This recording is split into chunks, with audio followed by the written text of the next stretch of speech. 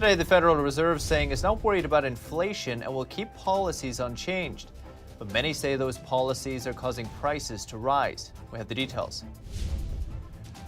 Rental on single-family homes skyrockets, rising at the fastest pace in nearly 15 years. Which cities are hit the hardest? And Amazon is worried it'll run out of people to hire. Many of its warehouse staff only stay for weeks or even days. We look at why people are leaving. That and much more, coming up at NTD Business. Good evening. Great to have you with us. The Federal Reserve doesn't seem too worried about rising prices and isn't considering tightening monetary policy. Many experts say the Fed's decision to keep interest rates low and inject money into the economy via bond purchases is devaluing the dollar and stoking inflation. Chairman Jerome Powell today recognized that inflation is running hotter than expected, but doesn't see it continuing long term. Inflation has increased notably in recent months. The 12-month change in PCE prices was 3.6% in April and will likely remain elevated in coming months before moderating. The Fed believes loose monetary policy can stimulate the economy and lead to maximum employment, one of its stated goals. But Powell today admitted there are likely other factors discouraging people from working, like getting paid not to work, fear of having the virus, or having to look after somebody at home. Still, he says the Fed will leave the Fed's fund rate near zero until maximum employment is achieved and inflation runs above 2% for a period of time. By the Fed's measure, inflation is already running at 3.1% right now, but Powell doesn't blame monetary policy. We're also seeing upward pressure on prices from the rebound in spending as the economy continues to reopen, particularly as supply bottlenecks have limited how quickly production in some sectors can respond in the near term. Powell says it's unlikely they will make any revisions to policy until at least 2023 and will let people know in advance when changes are coming. And home rental prices are seeing big increases, especially for single-family homes. They just saw the biggest price gains in almost 15 years. NTD's Phil Zoe has the details. Oof, these houses are expensive. And I'm not even talking about buying, but just renting. Single-family rents saw the largest gain in nearly 15 years. Rents are up about 5% since last April. That's more than double its percentage gain last year. Phoenix and Tucson, both in Arizona, saw the highest price increases, up around 10% each. Las Vegas and Atlanta rounded out top 4 with about a 9% gain each. According to a survey by CoreLogic, around half of millennials and baby boomers strongly prefer living in a single-family home that's detached. The rent gains went up in all categories, including low, middle, and higher price rentals. So with home prices continuing to go up and many buyers being priced out, some economists say this hot rental market for single homes may be here to stay. Phil Zoe, NTD News, New York. As Phil Zoe mentioned, it's expensive to buy a house at the moment too. Prices are rising at the fastest rate in 15 years by some measures. So how are those low interest rates affecting that? Traditionally safer investments like sovereign bonds or company bonds, they're paying next to no real yield, so are investors just looking to real estate instead, pushing up the prices? Well, I talked to real estate veteran John Burns about it. He's a former KPMG real estate consultant. Now he advises the world's top investors at his own firm. I asked him how institutional investors have used real estate amid the low interest rates. Yeah, I think that's actually underreported. Everybody's talking about the low rates in housing being mortgage rates, which are driving prices up, but you're exactly right. Institutional investors looking for yield can't find it in the bond market, and so they're giving billions and billions of dollars to investors to say, put it in housing and get me some yield in housing, and it's backed by an asset that's an inflation hedge too. It's just a better option for a lot of people. And have we seen, since the inflation has become, I think, ever more evident, has it become an even more attractive investment for these institutional investors? Well, we're kind of sitting at the forefront of that because these investors don't know a lot about housing, so they're contacting us, and our phone continues to ring off the hook. And the more research I'm finding they do, the more I'm hearing this is our best conviction right now. This is the best opportunity we're seeing worldwide is U.S. housing. And so the money is coming in. Do you share any concerns about how much it has appreciated, or all systems go?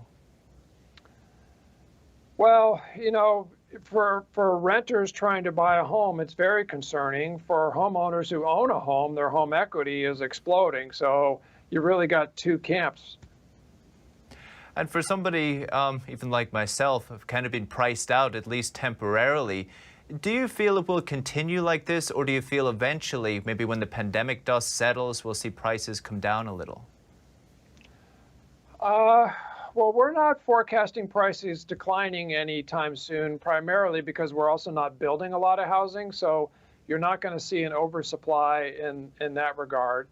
I do think when there's other opportunities available somewhere in the world to get yield, some of the money will rotate out of housing and some of the price appreciation will slow.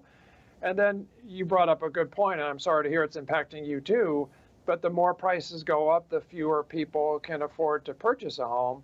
So that should eventually slow price appreciation as well.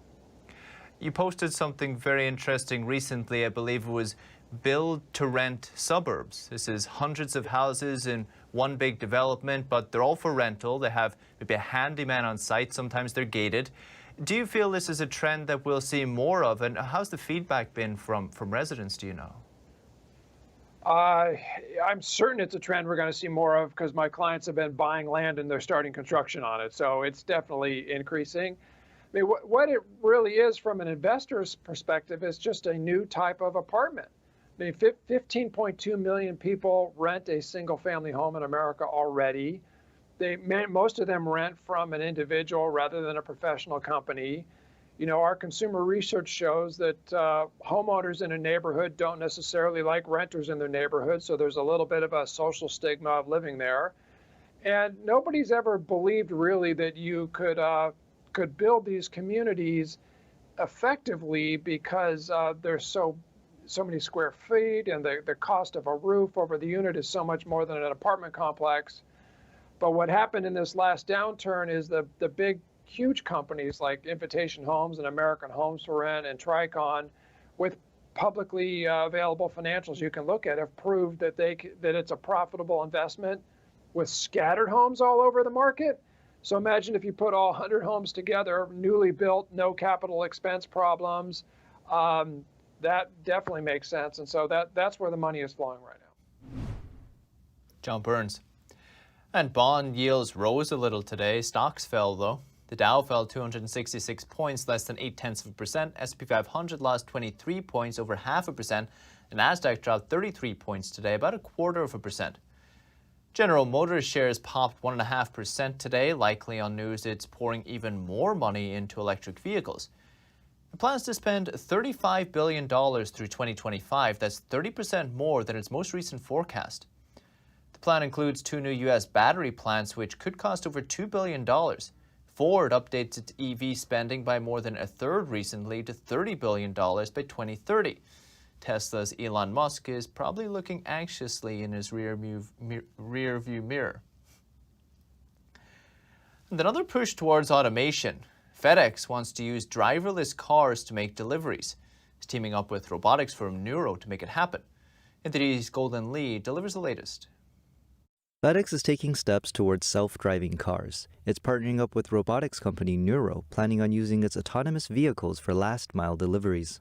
We're really excited to be partnering with FedEx. For us, this represents the first time that we've entered into the package delivery vertical. So as a company, it's a really big deal. They'll test it out in Houston, where Nuro already delivers for Domino's Pizza and Kroger. FedEx hopes to explore different possibilities, such as multi-stop and appointment-based deliveries, as well as using Nuro's cars for late-night deliveries to remote places. And executives at Amazon are worried they'll eventually run out of people to hire.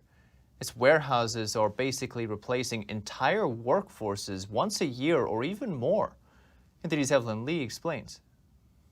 Amazon is burning through hourly employees at such a high rate, executives are worried they may be running out of people to hire.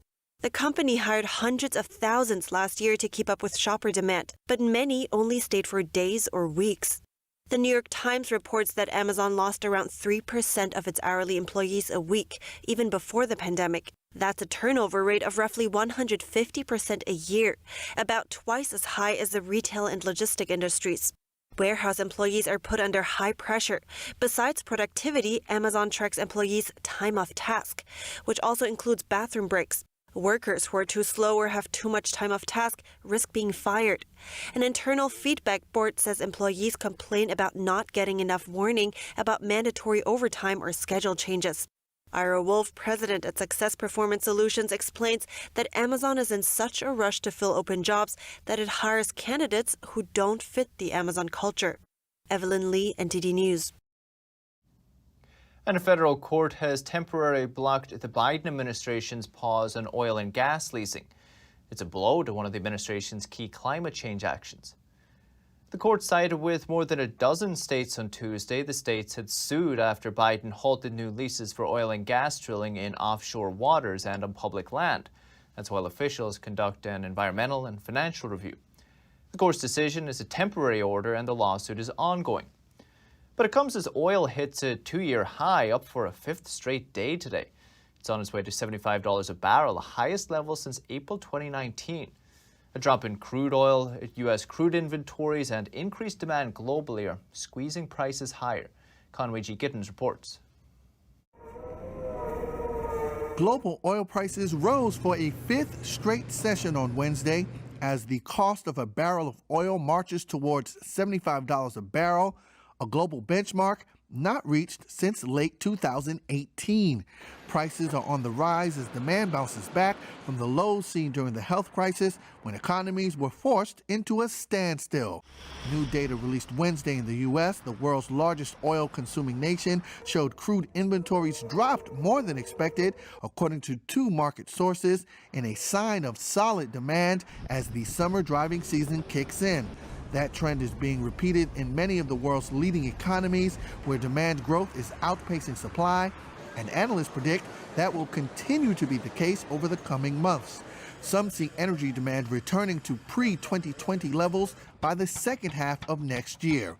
Adding to the growing supply-demand imbalance, OPEC Plus does not appear to be in a rush to widely reopen the spigot after a record cut in production last year. It is still withholding millions of barrels of daily supply from the market. And then there's Iran. The prospect of a rise in Iranian oil exports looks less likely as talks to revive the 2015 nuclear deal drag on. Global crude prices touched a fresh two-year high on Wednesday. In the U.S., oil prices have nearly doubled from a year ago. And authorities in Texas are asking residents to conserve power for the rest of the week. They're afraid the state will run out. NTD's Patrick Hayden has more on what could be behind the latest energy crisis. The Texas grid operator is asking residents to conserve power for the rest of this week to avoid blackouts. One specialist says it's not unusual to see these conservation alerts each year, but it usually happens later in the summer. What is strange is that it's happening so early in the year, long before we're hitting our highest demand levels, which is what we see usually late July into August when we get our highest temperatures, right? It's not even 100 degrees yet, which for Texas is pretty mild. Bennett says wind production is very low and some gas plants and a nuclear unit are down this week. Another expert says increasing population. One, Texas's population has exploded, right? People, I think it is the number one growing state. It's led in terms of the exodus from New York and California, along with Florida. Turner says it's a simple formula. When there's no renewable energy, people suffer. Bennett says it doesn't matter if you like renewables or not, you still have to manage it. And the perception that it doesn't cause reliability problems is being proven wrong by Texas and California. He says everyone outside of Texas should take this as a cautionary tale of renewable energy. Patrick Hayden, NTD News. Are you concerned about critical American technologies falling into the hands of the Chinese military? Well, a group of senators want the Biden administration to tighten export controls to prevent it from happening. They want the Commerce Secretary to quickly finalize a list of technologies that would face stricter export controls. That could include artificial intelligence, advanced surveillance, and micro-robotic systems. The senators say the Chinese Communist Party works hand in glove with China's business sector to obtain cutting-edge technologies that could then be used against the United States. The Commerce Department started working on the list 3 years ago, but it's still not finalized. The senators want the department to hurry up, otherwise it could leave the U.S. unacceptably vulnerable to China's economic predation. And China is expected to launch some people into space tomorrow. It'll be its first crewed launch in years. Maha Al-Burwahi reports. Scientists and workers at a Chinese satellite launch center in the Gobi Desert are making their final preparations for the launch of the Shenzhou 12 spacecraft, a high-stakes crewed mission, and China's first crewed launch in years. China will send 3 astronauts into orbit on Thursday, the first of 4 crewed space flights to complete the country's space station by the end of next year. Construction of China's space station began in April with the launch of Tianhe, the first and largest of 3 modules. Chinese astronauts have had a comparatively low international profile. US legislation bars NASA from any cooperation with China, and Chinese astronauts have not been to the more than 2-decade-old International Space Station. The ISS may be decommissioned in 2024 if the project does not receive new funding, and China could end up being the operator of the only space station in Earth's orbit. It's not just American wallets being squeezed. Inflation just hit 2.1% in Britain, jumping past the Bank of England's target. Economists only expected it to rise 1.8%. Our London correspondent Patrick Hayden has more.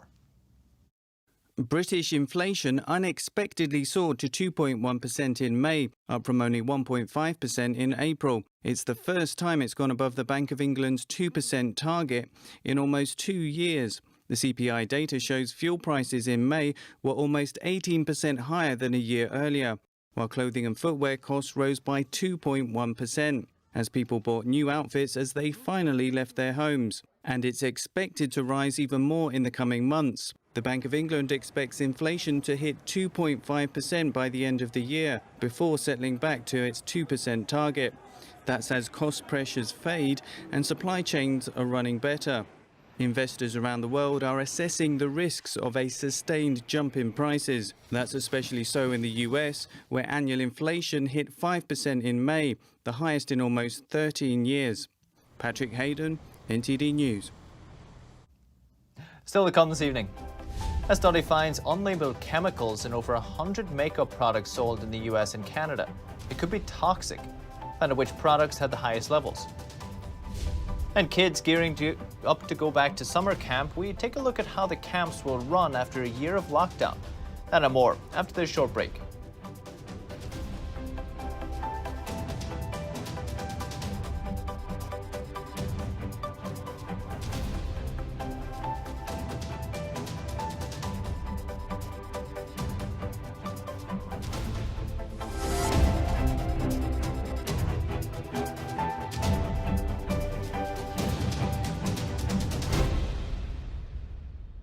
Hello, I'm Mike Lindell, inventor of MyPillow. Thanks to your support, you've helped make MyPillow become one of the fastest growing companies in America.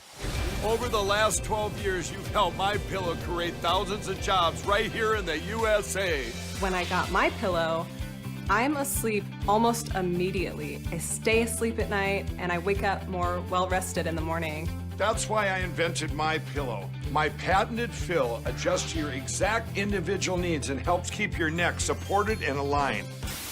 I'm interrupting this commercial right now. Retailers have canceled MyPillow, and to thank you for your support, I'm going to pass the savings directly on to you. For example, you get my 6-piece towel sets, regular $109.99, now only $44.98, or MyPillow dog beds for as low as $19.99 with your promo code. For the best night's sleep in the whole wide world, visit MyPillow.com. Why are millions of Americans moving their money into gold and silver? It's simple. The world has never been more unpredictable. The biggest economic crisis we've faced since 2008, and a government that's about to print trillions and trillions of dollars. That's why so many Americans are turning to gold and silver to protect their nest egg. American Hartford Gold is a trusted name to help families to safeguard their wealth.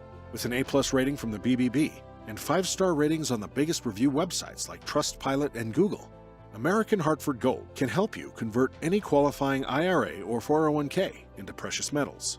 Or they'll help you to easily purchase physical gold and silver and deliver straight to your doorstep. Learn how you can protect your wealth with gold and silver today. Get this free 2021 information guide. Call 866-893-1493 or text TV to 65532.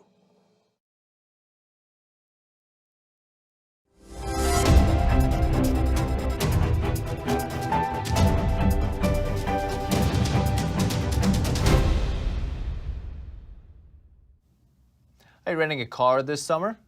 Prices are high and there aren't many rental cars available, so if you suddenly find one with an incredibly low price, beware. It could be a scam. Fraudsters are setting up fake rental car companies to get your money, that's according to the Federal Trade Commission. The fake companies also have their own websites and customer service numbers, but the thing is, they want you to prepay with the rental car with a gift card or a prepaid debit card. So to avoid being scammed, the FTC suggests researching the company by searching its name together with words like scam or complaint to see if others had bad experiences. Also, don't pay with a prepaid debit card or gift card because the money in those can just disappear like cash. But for credit card payments, you can dispute the charges. And the new study found some makeup may contain potentially toxic chemicals. Researchers looked at over 200 makeup products sold in the US and Canada. They found high levels of PFAS in more than half of them. PFAS is a group of man-made chemicals. They don't break down easily in the environment, and some of them have even been linked to cancer, liver damage, low birth weight, and other health problems. The highest levels of PFAS were found in foundations, waterproof mascara, and long-lasting lipsticks. Also, some 88% of the products failed to disclose any ingredients that would explain the high levels, even though it's required by the Food and Drug Administration. CDC reported in 2015 that PFAS are so widespread that they've been detected in the blood of 97% of Americans. And summer camps are reopening in all 50 states this summer. Good news for millions of children. But many camp leaders are worried about a lack of health guidance and even a labor crunch. NTD's Evelyn Lee has the story. The Southeast is the first region to kick off summer camps for kids. They'll start this month. Other parts of the country will follow in July. We need to work together this summer to provide our kids with the best summer ever. It's going to be so much joy, so much happiness, so much friendship and learning happening at camp. But the labor shortage means less camp staff, and safety protocols means fewer campers. In normal summers, there are about 26 million campers. We know how to do this, and we've tried to spend our year helping camp directors understand and at a very granular level how to operate camps in COVID-19 from what we've learned. Rosenberg says they're using CCP virus outbreaks at camps last year as learning experiences. Some camps are putting strict mask and social distancing rules in place.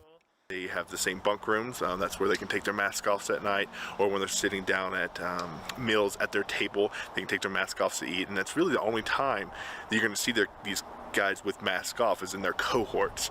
And then second to that is also keeping our staff separated. At Glorietta Adventure Camp outside Santa Fe, staff arrived early to train on safety protocols that include virus protection, but also other camp activities. Many of them are also getting vaccinated there. The camp is only running at 1/3 capacity this summer, but still, camp management is optimistic. Fly lines, you have mountain scooters. The waterfront's huge, especially for most kids in New Mexico. They're not used to water, and so having a waterfront's a big deal. Last year, about 19.5 million kids missed out on camp because of the pandemic. And automation technology is moving from land to sea. Recently, American and Dutch engineers teamed up to develop the world's first fleet of autonomous boats for Amsterdam. NTD's Colin Fredrickson has more. Marine automation is changing the future of waterways in the Netherlands. The Amsterdam Institute for Advanced Metropolitan Solutions is collaborating with MIT on an autonomous boat project. It aims to develop new ways of navigating boats without a human hand at the wheel. the boat actually, it's able to make images of its surroundings. So if there's other boats in the area, it will detect that and then will try to steer around.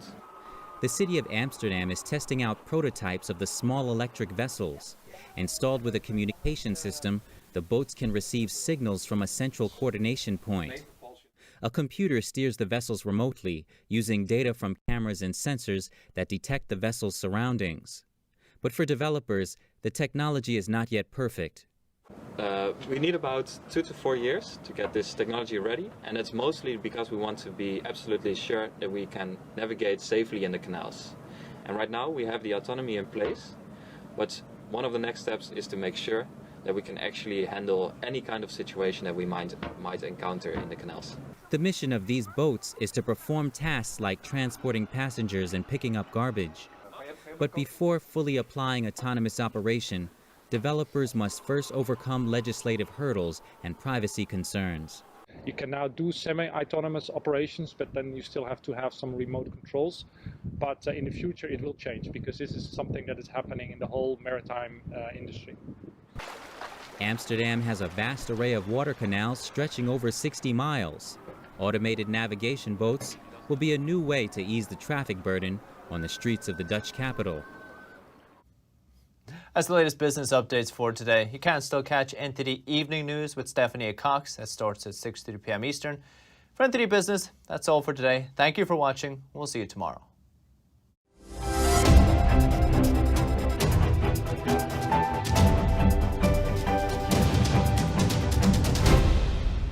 We have a new channel. Subscribe to us on YouTube at NTD News. Get the highlights of our news broadcast and the most important headlines that we curate especially for you. Don't let YouTube decide what information you get. That's your choice. YouTube is deleting our videos and cuts you off from a source of honest reporting. Make sure you don't lose access to NTD's news content, and take a quick moment to subscribe to our newsletter so no matter what happens here, you'll keep your access to a trustworthy news source.